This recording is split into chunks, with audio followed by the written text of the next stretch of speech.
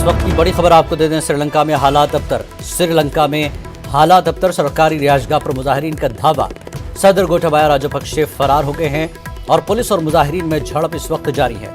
100 से ज्यादा मुजाहिरीन जख्मी हो गए हैं। रानिल विक्रमसिंघे ने हंगामी मीटिंग बुलाई है। तो श्रीलंका में हालात अब से बदतर है, बद से बदतर हो रहे हैं और सरकारी रिहाइशगाह पर मुजाहिरीन ने हल्ला बोल दिया है। सदर गोटाबाया राजपक्षे फरार हो गए हैं मुजाहिरीन के गुस्से को देखते हुए। तो इस वक्त मुजाहिरीन का गुस्सा फूट पड़ा है। सरकारी रिहाइशगाह पर मुजाहिरीन ने धावा बोल दिया है। सदर गोटाबाया राजपक्षे फरार हो गए हैं। पुलिस और मुजाहिरीन में झड़प जारी है। 100 से ज्यादा मुजाहिरीन जख्मी हुए हैं। रानिल विक्रमसिंघे ने हंगामी मीटिंग बुलाई है कि किस तरह इस पूरे मुजाहरों को कंट्रोल किया जाए। तो हालात ठीक नहीं हो रहे हैं श्रीलंका में। माशी तौर पर भी बुरे हालात से गुजर रहा है श्रीलंका, जिसकी वजह से मुजाहिरीन सड़कों पर है और इस वक्त सरकारी रिहाइशगाह पर भी मुजाहरे किए जा रहे हैं। सरकारी रिहाइशगाह पर मुजाहिरीन ने धावा बोल दिया है। तो हालात बद से बदतर हैं श्रीलंका में। श्रीलंका के सदर गोटाबाया राजपक्षे हालात के पेश नज़र फरार हो गए हैं और पुलिस और मुजाहिरीन में झड़पें जारी हैं। 100 से ज्यादा मुजाहिरीन इस झड़पों में जख्मी हो गए हैं। रानिल विक्रमसिंघे ने इन हालात को कंट्रोल करने, हालात को काबू में करने के लिए और मसाइल का हल ढूंढने के लिए हंगामी मीटिंग तलब की है। तमाम अहदेदारों से और सरकारी अफसरान के साथ और बाकी सियासी लीडरान के साथ हंगामी मीटिंग बुलाई है कि इन मुजाहिरीन को कैसे रोका जाए, काबू कैसे किया जाए।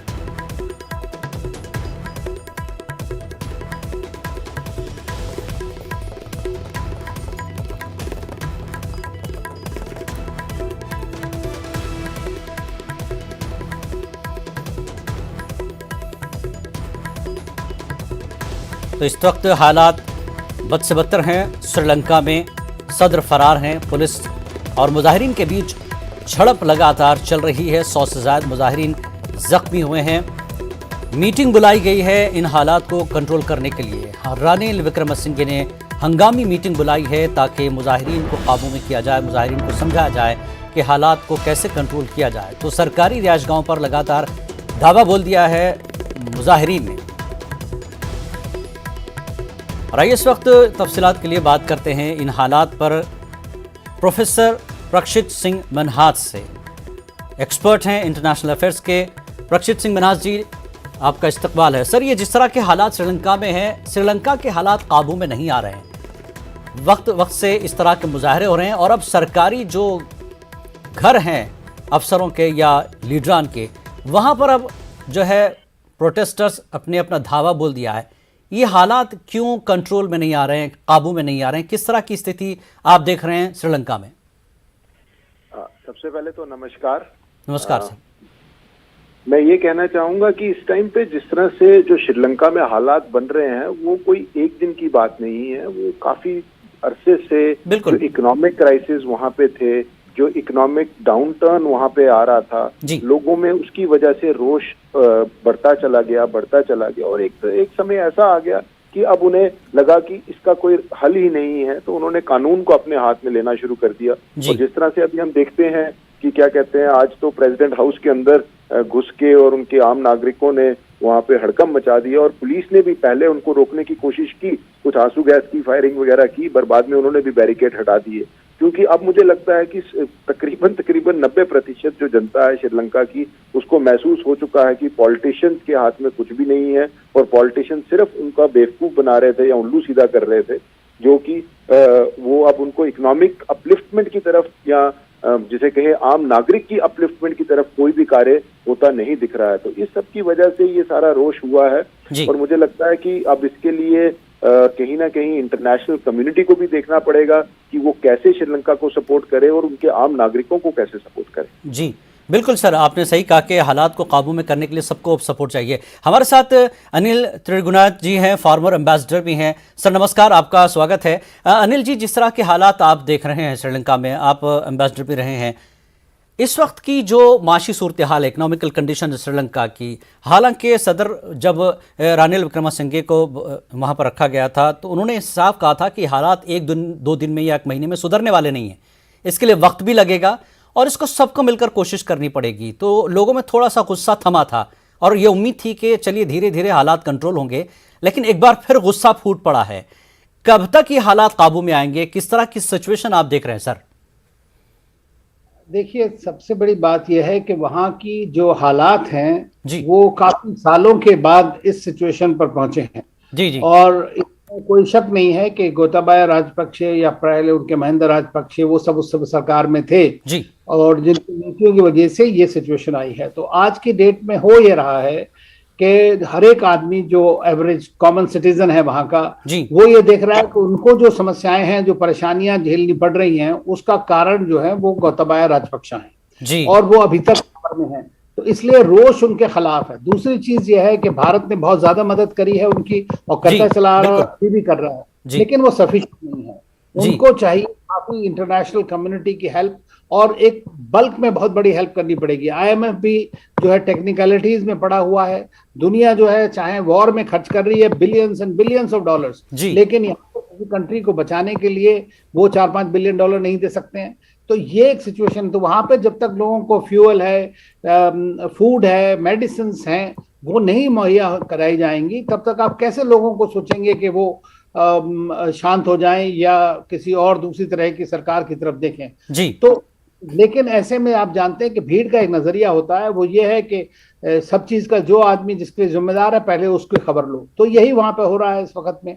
तो ऐसी सिचुएशन में अब ये देखिए कि दो चीज हो सकती हैं कि अगर आर्मी भी मान लीजिए, जैसा लोगों का किसी का कयास है कि शायद आर्मी कंट्रोल कर ले या आर्मी उसको ले ले। अभी तक तो आर्मी गोटाबाया राजपक्षे को सपोर्ट कर रही है। मान लीजिए कल को वो डिसाइड करते हैं कि साहब हम ही खुद देखें, तो उससे वो एक इंटरनेशनल भी बन जाएंगे, तो जो थोड़ी बहुत असिस्टेंस और हेल्प आती है वो भी खत्म हो जाएगी। तो मेरे ख्याल से इस यही है कि ये सिचुएशन बहुत ज्यादा डिफिकल्ट है, लेकिन मैं समझता हूं कि इंटरनेशनल कम्युनिटी की बड़ी पूरी रिस्पॉन्सिबिलिटी इस चीज में है कि किस तरह से को स्टेबलाइज किया जाए। भारत अपनी तरफ से बेइंतहा कोशिश कर रहा है। बिल्कुल, सरकार मदद कर रही है। इधर मोदी सरकार ने काफी मदद की है श्रीलंका की कि हालात ठीक हो जाए, क्योंकि हमारा पड़ोसी है। प्रेक्षित जी, जिस तरह से आप कह रहे थे कि 1-2 दिन का मामला नहीं है, ये बहुत धीरे धीरे एक सैलाब की तरह मतलब जमा होता रहा ये सारी चीजें और अचानक से फूट पड़ी हैं।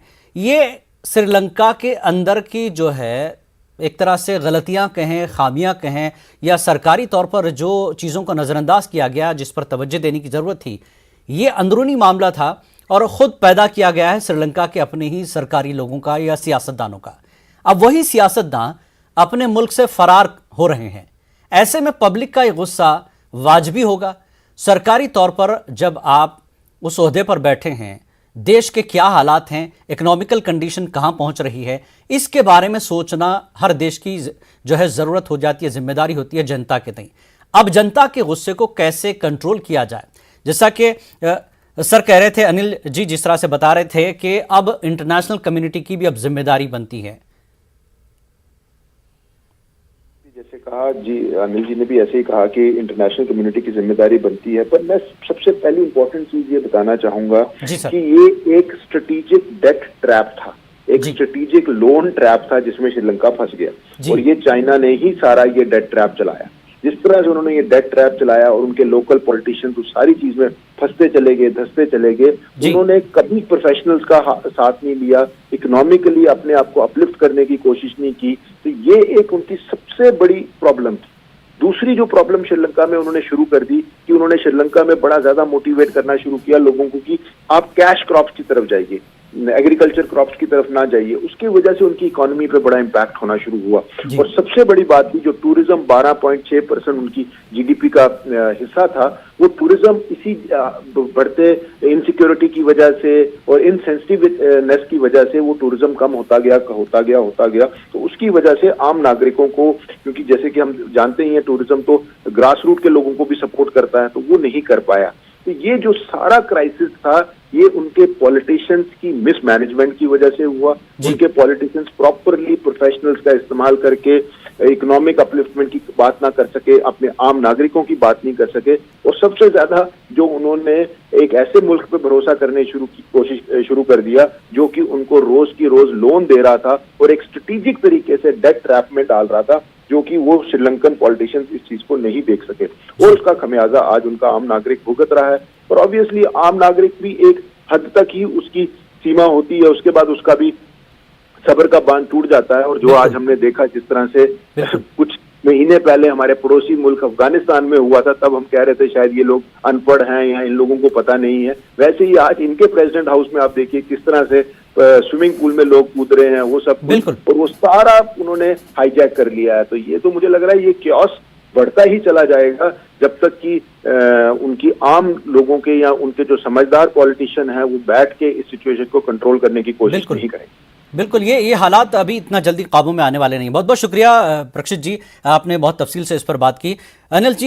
अनिल जी मैं आपके पास आऊँगा। अनिल जी, जिस तरह से आपने कहा कि और प्रक्षित जी ने भी कहा कि ये 1-2 दिन का मामला नहीं है, वहाँ के पॉलिटिशियंस लोन के मामले में फंसते गए, भरोसा करते गए, लेकिन अब सर इस वक्त महंगाई की जो मार है श्रीलंका में, अब वो आम शहरी, आम जनता वहाँ की अब बर्दाश्त से बाहर हो गया है। अब कैसे काबू में किया जाए, एक सवाल ये भी है।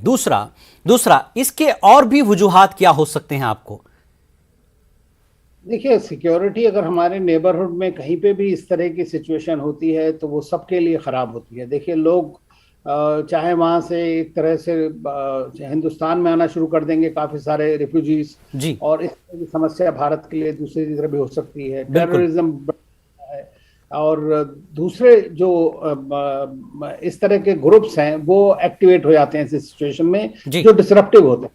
तो ये सब सिचुएशन हो सकती है। ये बात तो हमको सबको पता है, पिछले 3-4 महीने से डिस्कस कर रहे हैं। मैं था वहाँ श्रीलंका में 30 मार्च को जिस वक्त ये सिचुएशन शुरू हुई थी। तो ये आप ये देखिए, तो सबको पता है कि उनकी पॉलिसीज गलत थी, या जिसका इम्पैक्ट गलत हुआ, या जो इन्वेस्टमेंट थे वो गलत, उन्होंने टाइमली नहीं ठीक तरह से उसको वेट किया है। उनके लिए क्या था, डेट ट्रैप भी कह सकते हैं। और लेकिन अब पेंडेमिक एक बहुत बड़ा उनके लिए प्रॉब्लम थी, सबसे बड़ी। पेंडेमिक के टाइम पे देखिए टूरिज्म बिल्कुल खत्म हो गया, वहाँ की इंडस्ट्री, लोग, उनके काफी सारे श्रीलंकन लोग जो बाहर से रेमिटेंसेस देते थे वो नहीं, उनको जॉब रही, वो वहां पर नहीं कर पाए उस तरह से। तो ये सारी चीजें बड़ा कंपाउंडेड फैक्टर है। अब सिचुएशन ये है कि एक कंट्री जिसके प्रधानमंत्री खुद कहते हैं कि भाई मुल्क हमारा बैंकक्रप्ट है अब इस वक्त, तो हमने ऑलरेडी $4 बिलियन दे दिया, उन्होंने $3 बिलियन और मांगा है, उसके बारे में बात हो रही है। इंडिया शिप्स भेज रहा है, ऑयल वगैरह के, खाना पीना, जितना फर्टिलाइजर जो भी चाहिए उनको सब चीज सपोर्ट करने की कोशिश कर रहा है। लेकिन मैंने जैसे पहले भी कहा कि देखिए ये भारत की खाली अकेले रिस्पॉन्सिबिलिटी नहीं हो सकती है, बिल्कुल सब लोगों को देना पड़ेगा। और ये इस तरह एक one time Marshall plan type की असिस्टेंस देना पड़ेगा, ताकि जल्दी से जल्दी वहां पर बेसिक जो चीजें हैं वो लोगों को मुहैया कराई जाएं। और एक बार वो हो जाएगा तो उसके बाद इलेक्शन हो या जो भी कुछ पॉलिटिकल, उनका डेमोक्रेसी लार्जेस्ट ओल्डेस्ट डेमोक्रेसी है, सोचिए आप ये श्रीलंका, तो उनको किस तरह से कंट्रोल में वो हो पाएगा उसके लिए, या फिर एक इस तरह की काउंसिल बने, पॉलिटिकली प्रेसिडेंशियल काउंसिल हो या कुछ जो उस तरह कंट्रोल करे इन द इंटरिम जब तक के लिए सब होता है, ताकि बात करें।